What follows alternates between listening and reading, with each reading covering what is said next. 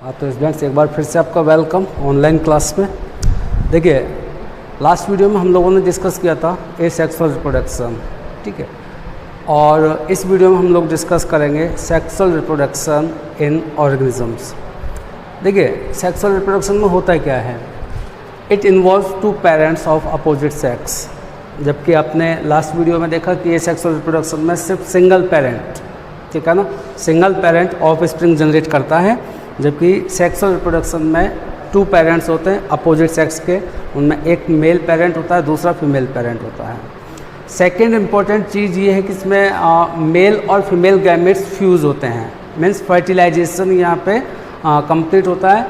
तो second point है इसका, it involve fusion of male and female gametes. Male gametes in human beings की यदि हम बात करें तो sperms and female gametes egg, ठीक है। तो male and female gametes fuse होते हैं। And most important, offspring are not identical to each other और देयर पेरेंट्स। मतलब जो ऑफ स्प्रिंग जो जनरेट होती है सेक्सुअली रिप्रोडक्शन से, उनमें ना तो वो दोनों जितनी भी ऑफ स्प्रिंग हैं वो एक दूसरे के जैसी नहीं होती हैं, बिल्कुल फोटोकॉपी नहीं होती हैं, और ना ही वो पूरी तरह से अपने पेरेंट्स से मैच करती हैं, उनमें वेरिएशंस आती हैं। वेरिएशंस क्यों आती हैं? क्योंकि यहाँ पे जब फर्टिलाइजेशन होता है, फर्टिलाइजेशन मीन्स मेल और फीमेल गैमेट्स का फ्यूज़न होता है, तो वो अपना अपना जेनेटिक मटेरियल एक दूसरे के साथ शेयर करते हैं। और जब वो जेनेटिक मटेरियल शेयर होता है तो जो जीन्स होते हैं वो एक्सचेंज होते हैं, ठीक है ना।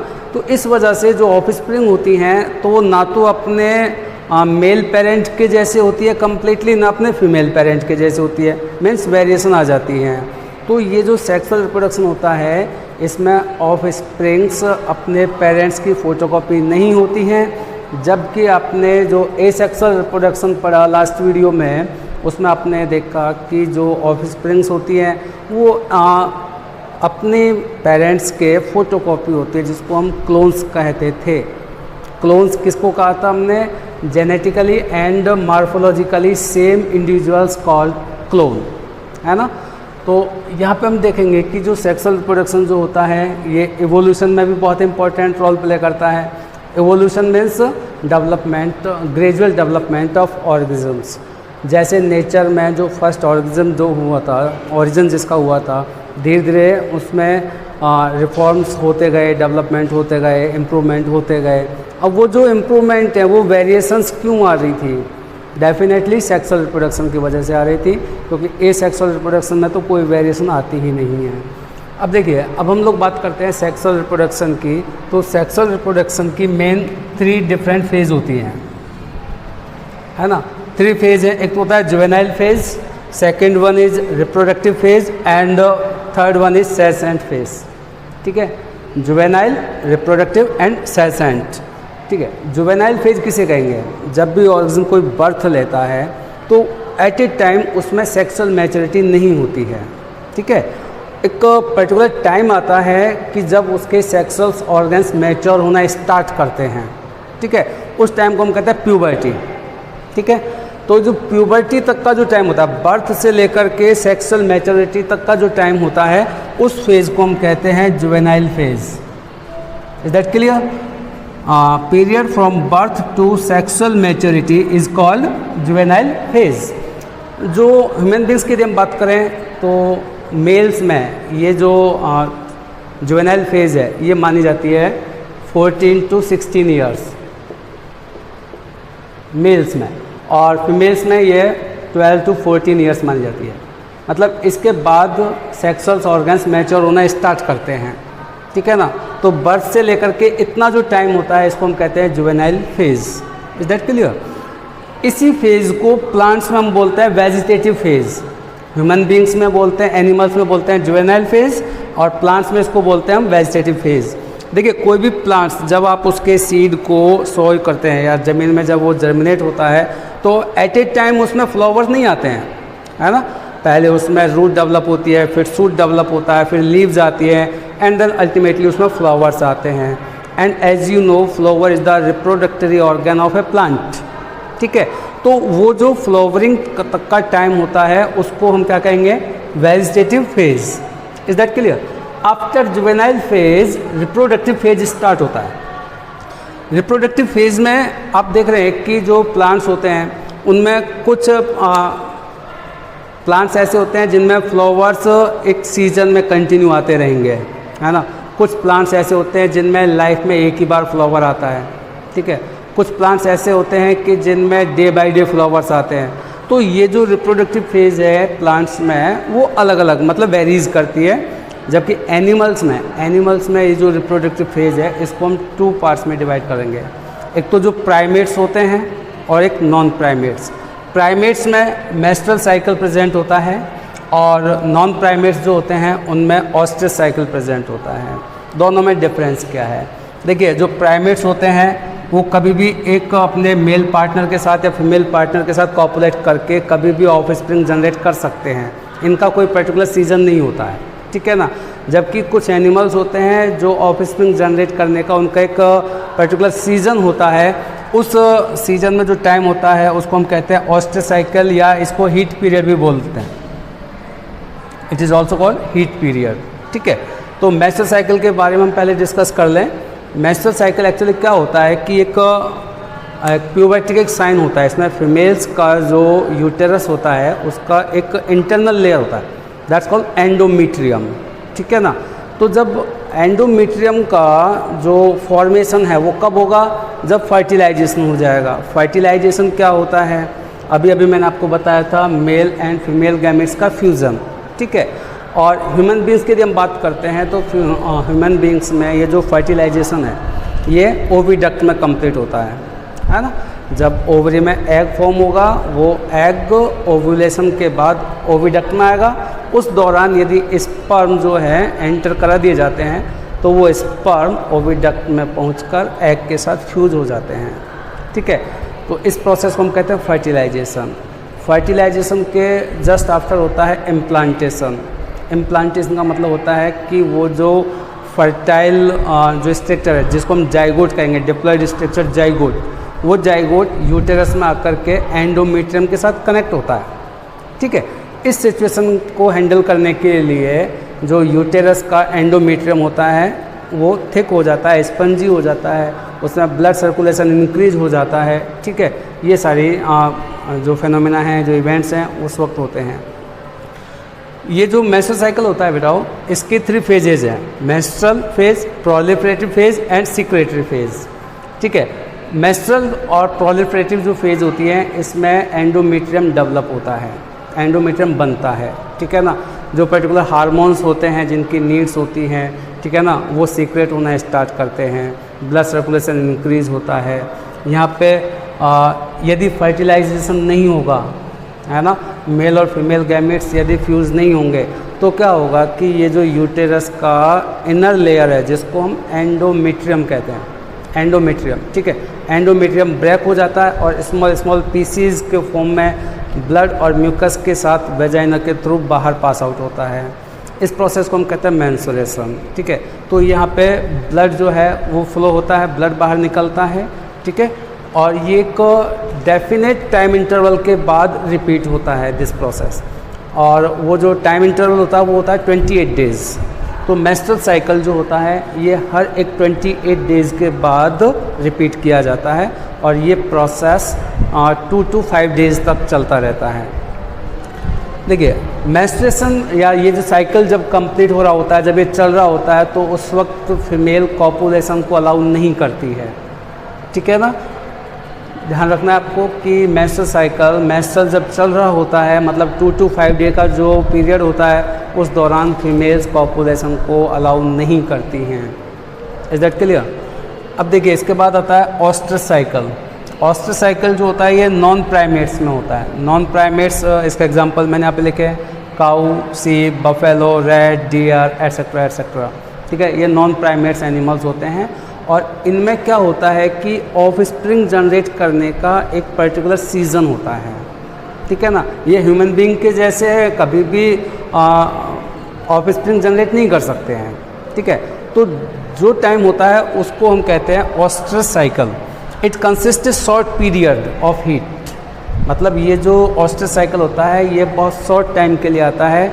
जैसे यहाँ पे एग्जांपल मैंने बताया, काऊ में ये जो पीरियड होता है हीट पीरियड, ये 12 to 24 आवर होता है, ठीक है। ऑस्ट्रस साइकिल जब स्टार्ट होता है काऊ में, तो ये पीरियड सिर्फ 12 to 24 आवर तक ही होता है। इस दौरान इसको अपने मेल पार्टनर के साथ कॉपुलेट करवाया जाता है, तो ये फिर प्रेग्नेंट होकर के न्यू ऑफस्प्रिंग को जनरेट करने के लिए कैपेबल होती है। इसमें ब्लड जो है वो फ्लो नहीं होता, जबकि मेंस्ट्रुअल साइकिल में ब्लड फ्लो होता था, यहाँ ब्लड फ्लो नहीं होता। और जो एंडोमेट्रियम ब्रोकन होता है, ब्रोकन तो यहाँ भी होगा बट वो रीएब्जॉर्ब कर लिया जाएगा, वो बाहर पास आउट नहीं किया जाता है ना। ह्यूमन बीइंग्स में जो एंडोमेट्रियम ब्रेक होता है वो वेजाइना के थ्रू बाहर पास आउट होता है, जबकि ये जो ऑस्ट्रस साइकिल होता है नॉन प्राइमेट्स में होता है, इसमें ब्रोकन एंडोमेट्रियम को रीएब्जॉर्ब कर लिया जाता है, पास आउट नहीं किया जाता, ठीक है। Female permit copulation only during this period. जो फीमेल्स होती हैं, नॉन प्राइमेट्स जो फीमेल्स होती हैं, वो इसी दौरान मतलब ऑस्ट्रस साइकिल के दौरान ही मेल पार्टनर को कॉपुलेशन के लिए परमिट करती हैं, अलाउ करती हैं। इसके अलावा वो मेल पार्टनर को कॉपुलेशन के लिए परमिट नहीं करती, अलाउ नहीं करती, ठीक है ना। तो this cycle is known as oestrus cycle. तो oestrus cycle and menstrual cycle ये दोनों रिप्रोडक्टिव फेज में आएंगे। मेंस्ट्रुअल साइकिल होगा किस में? प्राइमेट्स में, जैसे ह्यूमन बींग्स जो हैं उनमें। और मंकी, ऐप, ये इसके और एग्जांपल हैं। मेंस्ट्रुअल साइकिल किस किस में होता है? ह्यूमन्स, मंकी, एप्स, ठीक है ना। इन सब में मेंस्ट्रुअल साइकिल होता है, मतलब इनमें ऑफस्प्रिंग जनरेट करने का कोई पर्टिकुलर सीजन नहीं होता, ठीक है ना। कभी भी ये ऑफस्प्रिंग जनरेट कर सकते हैं, जबकि जो नॉन प्राइमेट्स होते हैं उनमें ऑस्ट्रस साइकिल प्रेजेंट होता है। दोनों में डिफरेंस क्या होता है वो भी अपना होता है। अच्छा, इस प्रोसेस को हम लोग और ज़्यादा डिस्कस करेंगे जब हम नेक्स्ट चैप्टर में पढ़ेंगे sexual reproduction in human beings, तो इसको और ज़्यादा वहाँ पे डिस्कस करेंगे। अब देखिए, थर्ड फेज है सेंसेंट फेज। सेंसेंट फेज क्या होता है? एंड ऑफ रिप्रोडक्टिव फेज, मतलब धीरे धीरे एज बढ़ते बढ़ते बढ़ते बढ़ते ऐसा टाइम आ जाता है कि उसकी जो रिप्रोडक्टरी जो कैपेसिटी है ना, वो कम होने लगती है। उस फेज़ को हम कहते हैं सेंसेंट फेज़। और old age ultimately leads to death, और ऐसे करके अल्टीमेटली किसी भी इंडिविजुअल की डेथ हो जाती है। तो ये पूरा का पूरा जो मैं आपको बताया कि juvenile phase, reproductive phase and senescent phase, ठीक है। जुवेनाइल फेज़ बर्थ से लेकर के सेक्सुअल मैच्योरिटी तक का टाइम होता है। रिप्रोडक्टिव फेज़ यहाँ पे उसके सेक्सुअल जो ऑर्गन्स होते हैं कम्प्लीटली मैच्योर हो जाते हैं। फिर उनकी जो फीमेल्स होती है मेंस्ट्रुअल साइकिल और ऑस्ट्रस साइकिल। मेंस्ट्रुअल साइकिल किस में होता है? प्राइमेट्स में, एग्जांपल इसके मंकी, ह्यूमन बींग्स, एप्स, ठीक है। इसकी 3 फेजेज होती है, menstrual phase, proliferative phase and secretary phase. और जो ऑस्ट्रस साइकिल होता है ये नॉन प्राइमेट्स में होता है, जिसको हीट पीरियड भी बोलते हैं। ये कम टाइम के लिए होता है, ब्लड फ्लो नहीं होता, और इसी दौरान ये अपने मेल पार्टनर को कॉपुलेशन के लिए अलाउ करती है। जबकि यहाँ मेंस्ट्रुअल साइकिल के दौरान मेल पार्टनर को कॉपुलेशन के लिए अलाउ नहीं किया जाता। Is that clear? ये सेंसेंट फेज जो कि ओल्ड एज में डेथ के लिए लीड्स करती है। आफ्टर दैट हम लोग जानेंगे कि ये जो रिप्रोडक्टिव सेक्सुअल रिप्रोडक्शन होता है इसमें कौन कौन से इवेंट्स होते हैं। अभी मैंने आपको बताया कि यहाँ पे मेल और फीमेल गैमेट्स फ्यूज होते हैं, मतलब फर्टिलाइजेशन होता है, ठीक है। तो सबसे पहले तो ये गैमेट्स बनते कैसे हैं, उनका प्रोसेस क्या है, कहाँ बनते हैं, कैसे बनते हैं, कब बनते हैं, ठीक है ना। मतलब प्री फर्टिलाइजेशन, ठीक है ना, इवेंट्स क्या क्या होते हैं। फिर fertilization and after that post fertilization. जैसा मैंने आपको यहाँ पे बताया था कि फर्टिलाइजेशन के बाद जाइगोट फॉर्म होता है जो कि फीमेल के यूटेरस में इम्प्लांट होता है। फिर वहाँ पे उसका डेवलपमेंट होता है, एम्ब्रियो बनता है, फीटस बनता है, वो कैसे कैसे सारे प्रोसेस होते हैं। तो जो इवेंट्स होते हैं सेक्सुअल रिप्रोडक्शन के दौरान उसको हम लोग 3 फेजेज में या 3 इवेंट्स में क्लासीफाई कर सकते हैं। एक तो होगा प्री फर्टिलाइजेशन, दूसरा होगा फर्टिलाइजेशन और थर्ड होगा पोस्ट फर्टिलाइजेशन, ठीक है। कौन कौन से इवेंट्स होंगे बेटा? Pre fertilization, fertilization and post fertilization. तो एक एक करके हम अभी इन तीनों के बारे में डिस्कस करेंगे। हाँ, तो देखिए इवेंट्स इन सेक्सुअल रिप्रोडक्शन, इसमें सेक्सुअल रिप्रोडक्शन के दौरान जो इवेंट्स होते हैं, जो फेनोमेना होती हैं, जो इंसिडेंट्स होते हैं, ठीक है, उनको हम 3 कैटेगरी में डिवाइड करते हैं, जैसे मैंने आपको बताया भी, pre fertilization, fertilization and post fertilization. Pre fertilization, इसमें गैमेट्स के बनने से पहले क्या प्रोसेस होती है, गैमेट ट्रांसफ़र कैसे होता है, मतलब फर्टिलाइजेशन से पहले के जो प्रोसेस होते हैं उनको इंक्लूड किया जाता है। मीन्स प्री फर्टिलाइजेशन इवेंट्स में gamete formation and gamete transfer, ठीक है ना, ये 2 इंसिडेंट इंक्लूड किए जाते हैं। फर्टिलाइजेशन में fusion of male and female gametes, and post fertilization में फर्टिलाइजेशन के बाद जो जाइगोट फॉर्म होता है और उसके बाद उसका इम्प्लांटेशन, उसका development, embryo formation, foetus development, these all are process are included in post fertilization. ठीक है, तो 1 by 1 we will discuss about these events. First of all we discuss pre fertilization. ठीक है, pre fertilization it includes gametogenesis and gamete transfer. 2 events इसके दौरान होते हैं pre fertilization के दौरान। Gametogenesis, gametogenesis means formation of male and female gametes. ठीक है, formation of male and female gametes called gametogenesis. देखिए, गैमेट्स जो होते हैं वो हमेशा हैप्लॉइड होते हैं। गैमेट्स हमेशा हैप्लॉइड होते हैं, चाहे उनके पेरेंट्स डिप्लॉइड हो या हैप्लॉइड हो, डजेंट मैटर, गैमेट्स हमेशा हैप्लॉइड होते हैं। ठीक है, गैमेट्स कभी भी डिप्लॉइड नहीं होते। हैप्लॉइड और डिप्लॉइड 2 टर्म्स होते हैं। हैप्लॉइड जिनमें नंबर ऑफ क्रोमोसोम अपने पेरेंट्स के कंपेरेटिवली हाफ हो जाते हैं, उनको हम बोलते हैं हैप्लॉइड, मीन्स n। ठीक है, ये तो हो गई हैप्लॉइड स्ट्रक्चर। और डिप्लॉइड स्ट्रक्चर में नंबर ऑफ गैमेट्स जो होते हैं वो अपने पेरेंट्स के इक्वल होते हैं, मीन्स 2n। तो इसको तो हम कहते हैं डिप्लॉइड और इसको हम कहते हैं हैप्लॉइड। ठीक है, तो गैमेट्स जो होते हैं वो हमेशा हैप्लॉइड स्ट्रक्चर्स होती हैं, ध्यान रखना आपको। अब देखिए बेटा, ये जो गैमेट्स जो फॉर्म हो रहे हैं ये मार्फोलॉजिकली सेम भी हो सकते हैं और डिफरेंट भी हो सकते हैं। स्ट्रक्चर वाइज सिमिलर भी हो सकते हैं और डिसिमिलर भी हो सकते हैं। यदि मेल और फीमेल गैमेट दोनों स्ट्रक्चरली सेम हो, सिमिलर हों, तो उनको हम कहते हैं homogametes. Gametes of similar structure are called homogametes. इनको आइसोगैमेट्स भी कहा जाता है। मतलब मेल और फीमेल गैमेट जब स्ट्रक्चरली एक दूसरे से सिमिलर हो, एक दूसरे के जैसे हों, तो उनको हम कहते हैं आइसोगैमेट्स।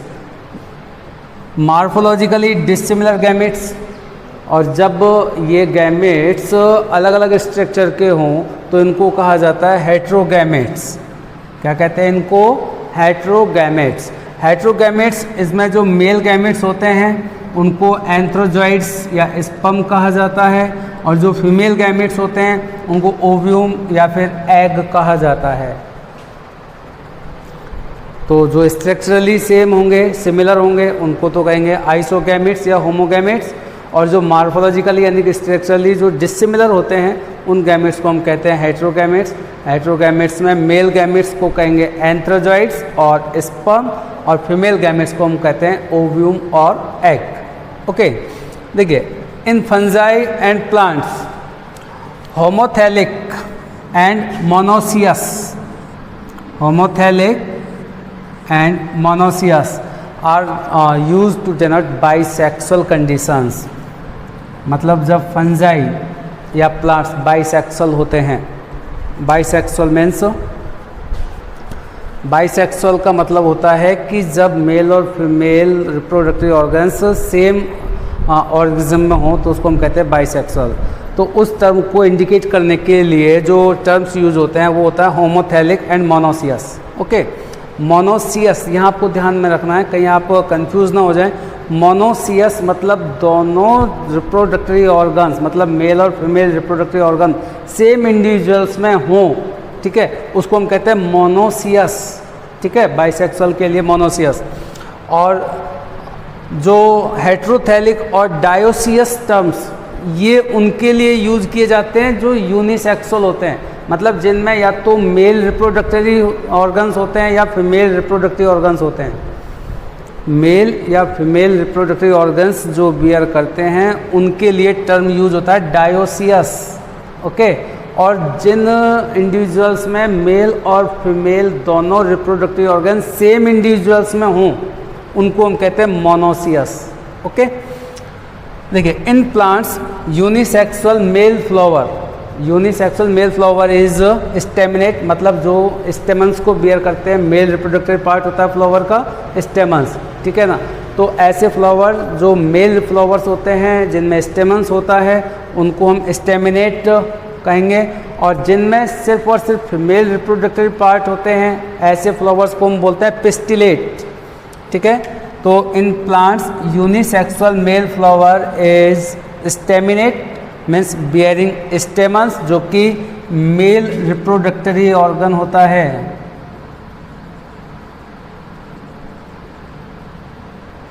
Mail reproductory structure, okay. And unisexual female flowers is pistillate. Pistillate means इनमें पिस्टिल्स मतलब फीमेल रिप्रोडक्टरी ऑर्गन्स होते हैं। पिस्टिल के 3 पार्ट होते हैं, आप नेक्स्ट चैप्टर में पढ़ेंगे। एक तो होता है स्टाइल, स्टिग्मा एंड ओवरी, ठीक है। तो उसका ग्रुप को हम पूरा कहते हैं पिस्टिल।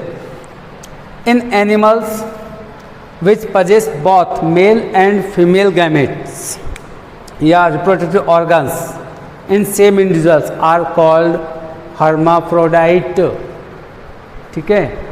मतलब एनिमल्स में ऐसे एनिमल जिनमें मेल और फीमेल दोनों रिप्रोडक्टरी ऑर्गन्स एक ही इंडिविजुअल्स में हों, ठीक है, उनको हम कहते हैं हर्माफ्रोडाइट या बाइसेक्सुअल या फिर हर्माफ्रोडाइट। ये उन एनिमल्स को कहा जाता है जिनमें मेल और female reproductive organ same individual में प्रेजेंट होते हैं। फॉर एग्जांपल अर्थवर्म, है ना, टेपवर्म और स्पंज, ठीक है ना, ये कुछ बाइसेक्सुअल एनिमल्स के एग्जांपल हैं। इसके अलावा जो यूनिसेक्सुअल हैं उनके तो बहुत सारे ह्यूमन बींग्स हैं, मंकी है, काऊ है, बफेलो है, ये सारे यूनिसेक्सुअल्स की कैटेगरी में आते हैं। अब देखिए बेटा, जो हम बात करते हैं फंजाई की या ब्रायोफाइट्स, टेरिडोफाइट्स इनकी, तो एक बात मैंने अभी आपको बताई कि जो गैमीट्स होते हैं, है ना, ये हमेशा हैप्लॉइड होते हैं, ठीक है ना। कोई मैटर, कोई डिपेंड नहीं करता कि इनके जो पेरेंट्स हैं वो डिप्लॉइड हैं या हैप्लॉइड हैं, गैमेट्स हमेशा हैप्लॉइड ही होते हैं, ओके। और जो organism belongs to algae, fungi, bryophytes, ठीक है ना, इनकी जो प्लांट बॉडी होती है वो हैप्लॉइड होती है, जबकि जो pteridophytes, gymnosperm, angiosperm, pteridophytes, gymnosperm और एंजियोस्पर्म्स, इनकी प्लांट बॉडी डिप्लॉइड होती है। ध्यान रखना है आपको, फंजाई, ब्रायोफाइट्स, थैलोफाइट्स, ठीक है ना, और इनकी तो प्लांट बॉडी कैसी होती है, हैप्लॉइड, जबकि टेरिडोफाइट, जिम्नोस्पर्म और एंजियोस्पर्म, इनकी प्लांट बॉडी कैसी होती है, डिप्लॉइड। हैप्लॉइड और डिप्लॉइड में कन्फ्यूजन ना होना चाहिए, ठीक है। इसमें सीधा है कि जिनमें नंबर ऑफ क्रोमोसोम हाफ हो जाते हैं वो तो होते हैं हैप्लॉइड, और जिनमें नंबर ऑफ क्रोमोसोम पेरेंट के कंपेरेटिवली उसके जैसे ही होते हैं, सेम होते हैं, उनको हम कहते हैं डिप्लॉइड स्ट्रक्चर। देखिए, डिप्लॉइड जो ऑर्गन्स होते हैं उनमें गैमीट फॉर्म होता है किसमें, एक गैमीट मदर सेल्स में। गैमीट मदर सेल्स जिनको मियोसाइट्स कहते हैं, ठीक है ना, वो म्यूटिकली डिवाइड होती हैं और फिर हैप्लॉइड गैमेट्स फॉर्म करती हैं। डिप्लॉइड जो प्लांट बॉडी होती हैं या डिप्लॉइड जो भी पेरेंट्स होते हैं उनमें गैमेट फॉर्मेशन के दौरान मियोसिस डिवीज़न होता है, जिसको रिडक्शनल डिवीज़न भी कहते हैं, और उस रिडक्शनल डिवीज़न के चलते नंबर ऑफ क्रोमोसोम हाफ हो जाते हैं, ठीक है। तो ये था आपका गैमेटोजेनेसिस, मतलब गैमेट का फॉर्मेशन। इसमें आपने देखा कि एक तो मेल गैमेट्स बनते हैं, फीमेल गैमेट्स बनते हैं, ठीक है ना, दोनों ही गैमेट्स हैप्लॉइड होते हैं, और जो गैमेट्स यदि सिमिलर साइज के हैं आइसोगैमेट्स कहेंगे उनको, डिसिमिलर साइज के हेट्रोगैमेट्स कहेंगे। हेट्रोगैमेट्स में जो मेल गैमेट्स होते हैं उनको एंथ्रोजॉइड्स, फीमेल गैमेट्स को हम कहते हैं एग या ओव्यूम। ठीक है, एनिमल्स में मेल और फीमेल यदि दोनों में है तो उसको कहेंगे हर्माफ्रोडाइट। ठीक है बेटा, तो यहाँ पे आपका ये जो प्री फर्टिलाइजेशन जो इवेंट्स हैं इसमें गैमेटोजेनेसिस कंप्लीट होता है। ठीक है, अब इसके बाद गैमेट ट्रांसफ़र। देखिए, गैमेट ट्रांसफ़र का मतलब होता है कि ये जो यदि हम प्लांट्स की बात करें तो जो पोलन ग्रेन होते हैं, ठीक है ना, वो मेल गैमेट को स्टिग्मा तक कैरी करते हैं और इस प्रोसेस को हम कहते हैं पॉलिनेशन। पॉलिनेशन मतलब पोलन ग्रेन का स्टिग्मा तक कैरी करना या उसको वहाँ तक पहुँचाना, इस प्रोसेस को हम कहते हैं पॉलिनेशन। पॉलिनेशन सेल्फ पॉलिनेशन भी हो सकता है और क्रॉस पॉलिनेशन भी हो सकता है। सेल्फ पॉलिनेशन में क्या होता है कि जब किसी भी फ्लावर के पोलन ग्रेन उसी फ्लावर की स्टिग्मा पर यदि ड्रॉप किए जाएं तो इसको हम कहते हैं सेल्फ पॉलिनेशन। ठीक है, और एक होता है क्रॉस पॉलिनेशन। क्रॉस पॉलिनेशन में क्या होता है कि किसी एक फ्लावर के पोलन ग्रेन उसी स्पीसीज़ के दूसरे फ्लावर की स्टिग्मा तक रीच करें, वहाँ तक वो पहुँचे। ठीक है, इसको हम कहते हैं क्रॉस पॉलिनेशन। क्रॉस पॉलिनेशन के बहुत सारे मीडियम्स होते हैं, through air, through water, through insects, through animals, through birds. ठीक है, किसी के भी थ्रू ये क्रॉस पॉलिनेशन हो सकता है। क्रॉस पॉलिनेशन जो कि वाटर के थ्रू या एयर के थ्रू होता है, उनमें एक चीज़ बहुत कॉमन होती है कि वो मेल गैमेट्स को ज़्यादा प्रोड्यूस करते हैं as compare to female gametes, क्योंकि बहुत सारे मेल गैमेट्स जब वाटर के थ्रू या एयर के थ्रू, ठीक है ना, ट्रांसपोर्ट किए जाते हैं, कैरी किए जाते हैं, तो फेलियर होने के चांसेस बहुत ज़्यादा होते हैं। ये कंपलसरी थोड़ी ना है कि हवा चले या विंड के साथ या वाटर के साथ जब पोलन ग्रेन कैरी किए जाते हैं तो पर्टिकुलर स्टिग्मा तक पहुंच ही जाएंगे, बहुत कम चांस होते हैं। ठीक है, so that's why water pollinated या फिर एयर पॉलिनेटेड जो प्लांट्स होते हैं उनमें मेल जो गैमेट्स होते हैं वो हायर नंबर में प्रोड्यूस किए जाते हैं as compare to females.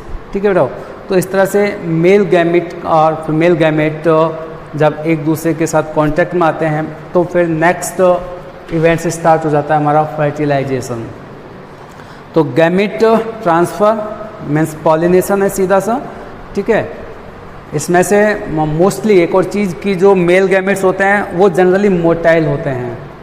Male gametes size में छोटे और मोटाइल होते हैं, जबकि जो फीमेल गैमेट्स होते हैं वो लार्जर साइज़ के होते हैं और नॉन मोटाइल होते हैं। ठीक है, तो आपका यहाँ पे ये जो इवेंट्स है प्री फर्टिलाइजेशन ये कंप्लीट हुआ। इसके बाद हम लोग डिस्कस करेंगे फर्टिलाइजेशन के बारे में, तो वो हम नेक्स्ट वीडियो में डिस्कस करेंगे। तब तक के लिए थैंक यू।